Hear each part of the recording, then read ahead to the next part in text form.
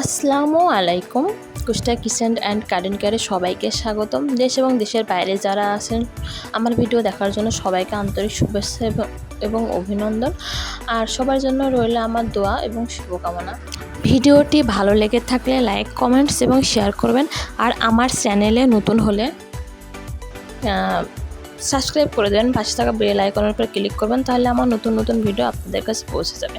আজকে আমি নিয়ে এসেছি ঘরোয়া পদ্ধতিতে, মানে ঘরোয়া মশলা দিয়ে কিভাবে আপনারা গ্রিল বাসাতেই বানাবেন এবং তন্দুরি যেটা বলেন না কেন কীভাবে বানাবেন সেটা। আর উপকরণের জন্য আমি যা নিয়েছি এখানে 1 কেজি পরিমাণের মুরগিটাকে আমি এভাবে 4 ফাড়া করে কেটে নিয়েছি। আর এই যে দেখতে পাচ্ছেন উপরে একটু কেটেও নিয়েছি হালকা। আর এবার আমি কাঁটা চামচ দিয়ে এভাবে যেগুলো আর কি বাকি আছে এগুলো এভাবে ফুটা করে দিচ্ছি আর কি, কেসে নিচ্ছি। এতে কী হবে, মশলাগুলো খুব সুন্দর করে এর ভিতরে ঢুকে যাবে। এই যে আমি এভাবে কানা কানা করে দিয়েছি, এতে মশলাগুলো ঢুকে যাবে।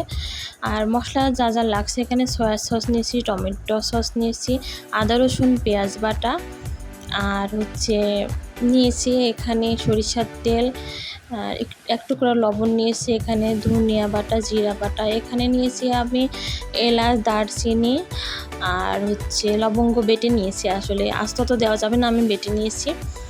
আর নিয়েছি মরিচের গুঁড়া, হলুদের গুঁড়া, লবণ। সমস্ত উপকরণ আমি এখন চিকেনের উপর দিয়ে দিচ্ছি। আর চিকেনটাকে ভালো করে ম্যারিনেট করে নেব। আমি সমস্ত মশলাগুলো এর উপর দিয়ে দিলাম। এবার দিয়ে দেব সস, সয়া সস আর টমেটো সস।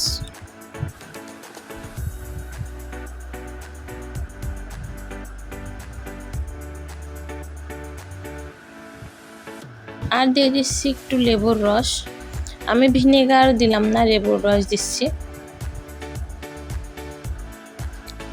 এটা দিয়ে ম্যারিনেট করে রাখলে পরে মাংসটা নরম হয়ে যাবে। আর এর ভিতরে দিচ্ছি সরিষার তেলই দিতে হবে ম্যারিনেট করার সময়।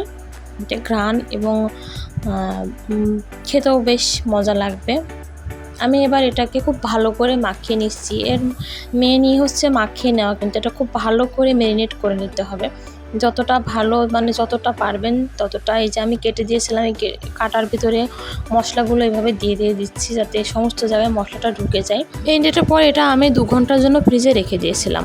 তারপরে এই যে এবার আমি 2 ঘন্টা পরে নিয়ে এসেছি, দেখা যাচ্ছে মশলাগুলো ঢুকে গেছে।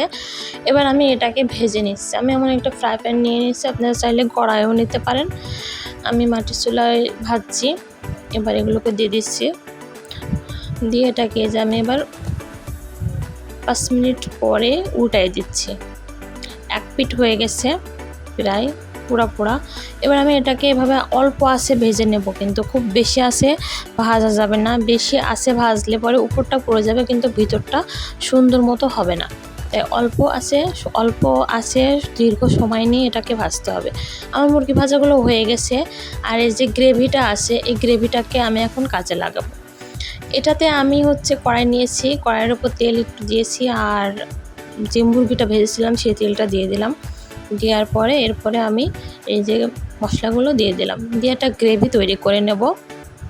এর ভিতরে হালকা পানি দিয়ে দিয়েছি, দিয়ে এটা বলক আসলে পরে আমি ভাজা চিকেনগুলোকে এর ভিতরে ছেড়ে দেব। এতে কি হবে, ভিতরটা বেশ সুন্দর সিদ্ধ মতো হয়ে যাবে আর খেতে খুব মজা লাগবে, রুটির সাথে বলো আর ভাতের সাথে বলো না কেন। আমি এটাকে সার্ভ করব আজকে ফ্রাইড রাইসের সাথে, নানের সাথেও খেতে পারেন। এই যে প্রায় 10 মিনিট পরে আমার মুরগিটা ঠিক এমন হয়ে গেছে চিকেনটা। এর ভেতরে এবার আমি একটু লেবুর রস দিয়ে দিচ্ছি, এতে গ্রেভিটাও একটু হালকা বেশ টকটক লাগবে, বেশ সুন্দর খেতে লাগবে। এবার এটাকে আমি নামিয়ে ফেলবো। আমি নামিয়ে একটা বাটিতে রেখেছি। আর এর ভিতরে আমি একটা দেখছেন গরম কয়লা, কাঠের কয়লা দিয়ে দিচ্ছি। এরপরে হালকা আমি তেল দিয়ে দিচ্ছি। আর এটাকে আমি ঢেকে রেখে দেবো আধা ঘন্টার জন্য, এতে একটা স্মোক ফ্লেভার চলে আসবে। আধা ঘন্টা পরে আমি এটাকে তুলে নিচ্ছি, যে এখনও কিন্তু ধোয়া উঠছে। এটাকে আমি এবার তুলে নিলাম। এবার আমি এটাকে সার্ভ করব অন্য একটা প্লেটে। আমার গ্রিলটা কিন্তু তৈরি হয়ে গেছে, চিকেন তন্দুরি এবং গ্রিল।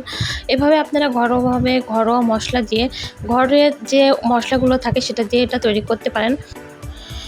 এভাবে ঘরোয়াভাবে তৈরি করলেও কিন্তু এটা খেতে একেবারে রেস্টুরেন্টের সাথে কম লাগবে না। আপনারা চেষ্টা করবেন সবাই এভাবে তৈরি করার জন্য। আমি এটাকে সার্ভ করেছি ফ্রাইড রাইসের সঙ্গে, চাইলে এটাকেও নানের সঙ্গেও খেতে পারেন।